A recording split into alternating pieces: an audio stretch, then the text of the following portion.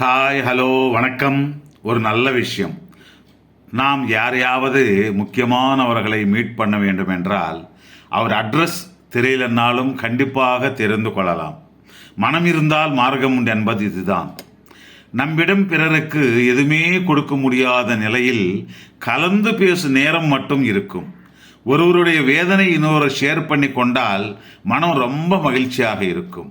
கேட்காமலே கடவுள் எல்லாம் கொடுத்தால் சொல்லாமலே அனைத்தும் எடுத்துக்கொள்வான் என்று அர்த்தம். இது மட்டும் நினைவில் வைத்துக்கொள்.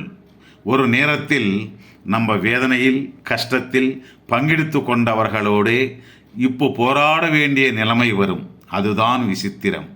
வாழ்க்கை என்றாலே இதுதான் நண்பா. உள்ளம் எப்போதோ உடைந்து விட்டது நண்பா.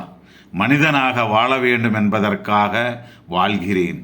இலக்காரமான கதம், விரட்டடிக்கும் கடன், முடிவில்லாத பிரச்சனைகள், இழந்துவிட்ட எதிர்காலம், தேடினாலும் தென்படாத ஆசை, நம்பிக்கை, அருந்த காற்றாடிக்காவது ஆறுதலாக ஒரு மரக்கிளையாவது கிடைக்கும். ஆனால் எனக்கு எந்த ஆதரவும் இல்லாமல் இருக்கிறேன். விழுந்து விடாமல் நிற்பதற்கு என வாழ்க்கை மீது நம்பிக்கை இழந்து விடாதே.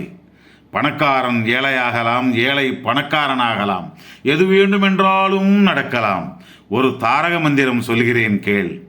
பயந்து நின்ற இடத்திலே நிழலும் நம்ம எதிரியாகிவிடும். அதுவே நீ தைரியமாக ஒரு அடித்து வைத்தால் ஒவ்வொரு அடியும் உன்னுடைய எதிரிக்கு நிற்க நிழலில்லாமல் செய்துவிடும். தெரிந்து கொள் நண்பா.